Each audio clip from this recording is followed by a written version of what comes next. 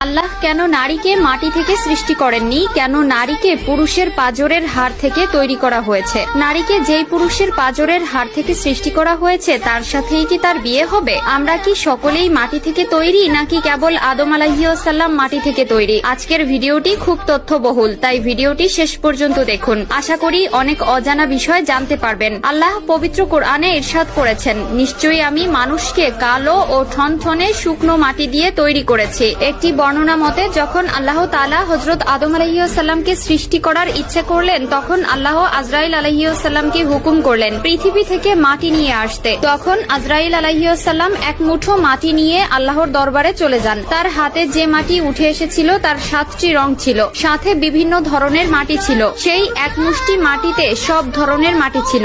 এরপর আদম আলাইহিস সালামকে সৃষ্টি করার পরে তার পাঁজরের হাড় থেকে এক মহিলাকে সৃষ্টি করেন, যিনি হলেন বিবি হাওয়া আলাইহিস সালাম। বিবি হাওয়া দুনিয়াতে আগমনকারী প্রথম নারী ছিলেন। হযরত আবু হুরায়রা রাদিয়াল্লাহু তাআলা আনহু হতে বর্ণিত, মহানবী সাল্লাল্লাহু আলাইহি ওয়াসাল্লাম বলেছেন, যে ব্যক্তি আল্লাহ ও আখিরাতের প্রতি বিশ্বাস রাখে সে যেন তার প্রতিবেশীকে কষ্ট না দেয় এবং নারীর সাথে সৎ ব্যবহার করে। নারীদের সাথে তোমরা খারাপ আচরণ করো না, কেননা নারীদেরকে পুরুষের পাঁজরের বাঁকা হাড় থেকে সৃষ্টি করা হয়েছে। পাঁজরের সবচেয়ে বাঁকা হাড় হচ্ছে উপরের অংশ।